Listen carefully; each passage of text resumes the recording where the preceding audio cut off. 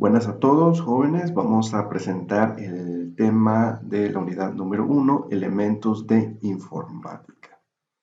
Y vamos a hablar sobre pues, cómo ha ido evolucionando, más que nada, las tecnologías en lo referente a las ciencias de la informática. El tema 1.1, sistema en torno de la era informática. La revolución informática es un periodo de avances tecnológicos que abarca desde mediados del siglo XX hasta la actualidad.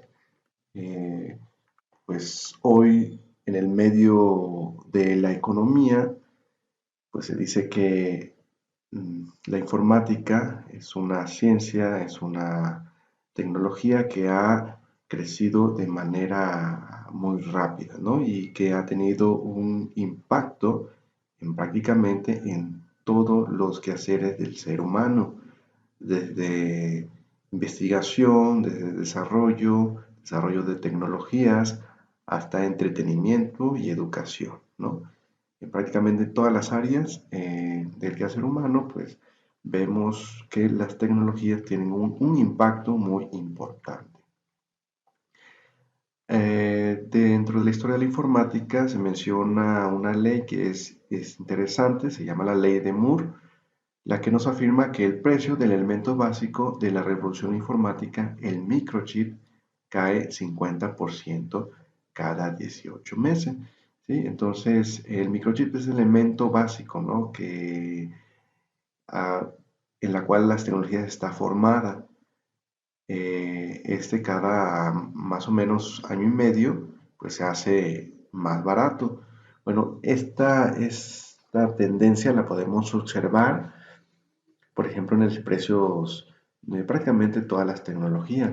Por ejemplo, las memorias USB, se dan cuenta que la capacidad de almacenamiento se va duplicando cada vez. Entonces, recuerden antes los que empezaron, por ejemplo, con memorias USB de 2 GB, luego la reemplazó la de 4 GB, luego viene y la reemplaza la de 8 GB, 16 GB, hasta nuestros días. Me parece que andamos en 16 GB, ¿no? Que es la memoria del almacenamiento más común que podemos encontrar en el mercado, ¿sí?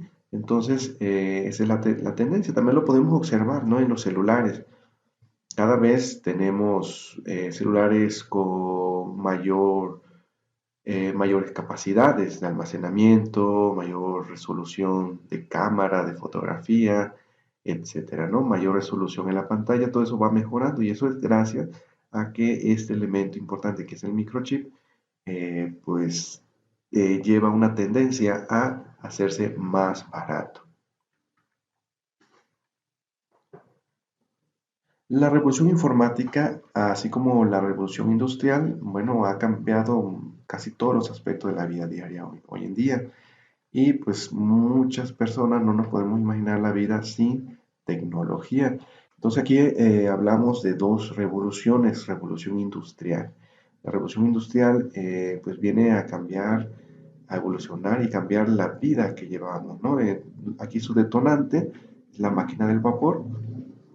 Vemos que vino a revolucionar también los medios de locomoción, habían barcos de vapor, trenes de vapor, entonces había mayor posibilidad de transportar mercancías. eh, y tenemos la revolución informática, donde su detonante, pues precisamente es la computadora. Aquí vemos en esta imagen una computadora que, pues las primeras computadoras, las primeras máquinas de computadora, como vemos, ocupaban un espacio muy grande, eran máquinas muy pesadas, prácticamente no se podían mover. Para cambiar su funcionalidad, entonces se tendría que hacer un intercambio de cableado, ¿no? Entonces, eh, para cambiar la función, pues era un método pues algo complicado, ¿no? Entonces, eso eran los inicios de la revolución informática. Entonces, estas dos revoluciones vienen a cambiar y evolucionar todos los aspectos de vida que hoy tenemos, ¿no? Vamos a hablar un poquito sobre la generación de las computadoras. La primera generación, que va de 1938 hasta 1958 prácticamente es desde que surge la computadora como tal.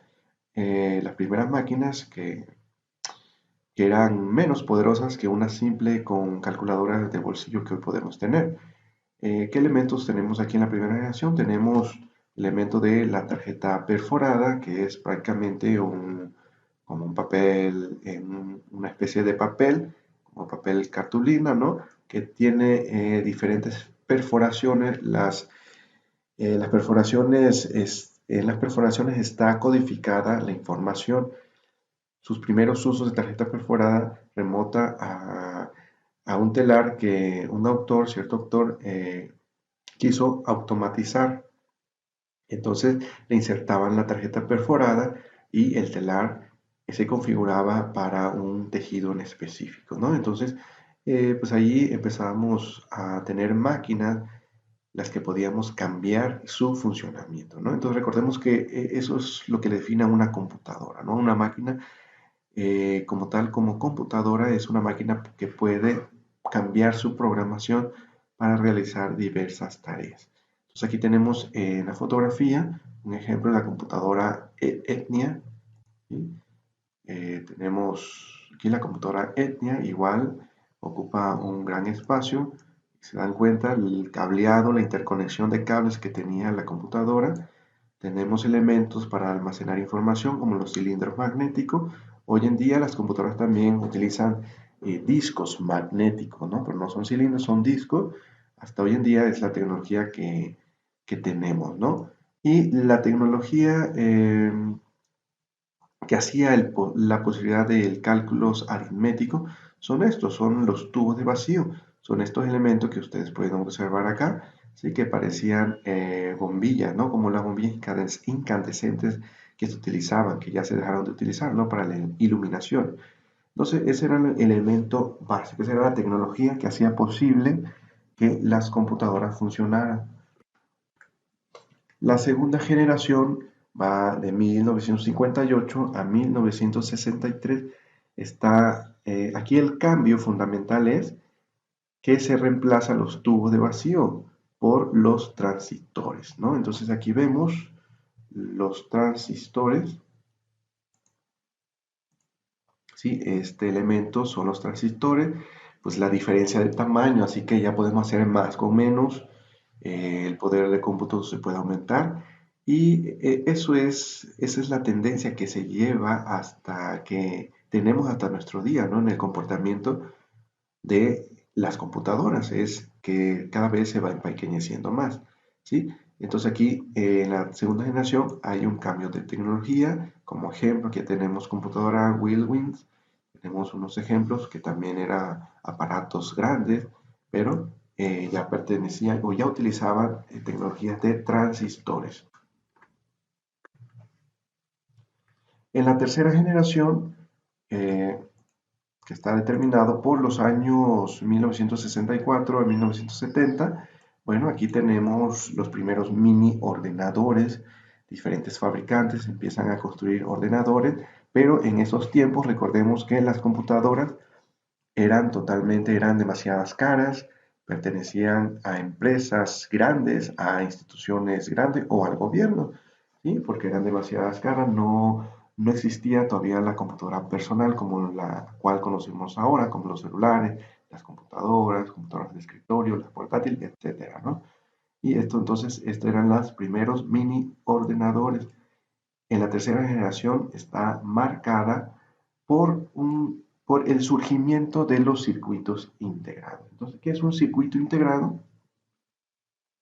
Es una miniaturización de muchos circuitos electrónicos encapsulados microscópicamente en cristales, ¿no? Entonces aquí vemos que esto prácticamente aquí esta parte se llama encapsulado, pero realmente el circuito integrado está dentro, ¿no? Es una parte muy microscópica. Aquí ven esta patita, que se le llama también pines, es la manera en que se conectan con la tarjeta principal. En la cuarta generación va de los años 1971 a 1983. esta generación está marcada por el surgimiento de un chip especial. Ese chip especial se le denomina microprocesador y prácticamente es como tal como lo conocemos hoy en día, es el cerebro de la computadora. O sea, en ese circuito integrado hace las funciones especiales, ¿no? De cálculo, de operaciones aritméticas y ya en esta generación ya hay también operaciones lógicas, ¿no? Este sería, entonces surge el primer microprocesador. En este caso, el fabricante es Intel y su modelo es 4004, ¿no? Intel se ha destacado hasta desde sus inicios por desarrollar tecnologías de microprocesadores y vemos hoy que tiene una muy buena reputación, ¿no? En cuanto a los procesadores de computadora. Y también la tendencia es que cada vez se hace más pequeño, ¿no? Aquí surge el procesamiento o el proceso LSI, VLSI por sus siglas en inglés, ¿no? Que significa que cada vez se va integrando a una escala más grande, ¿no? Entonces aquí podemos observar un circuito integrado, en este caso puede ser un microprocesador, y como les comentaba, realmente lo que ustedes pueden observar aquí, esto realmente es el microprocesador, ¿no? Es muy pequeño, pero realmente adentro hay miles y millones de componentes, miles y millones de transistores, de elementos electrónicos. Aquí podemos ver en esta imagen al microscopio, ¿no? Los que le comentaba o lo que podemos observar en el pequeño cuadrito de la fotografía anterior, podemos ver que es toda esta parte, pero ampliado solo esta parte, entonces al microscopio se puede ver esto, ¿no? Eso que observamos como píxeles son miles y millones de componentes, ¿no? De transistores.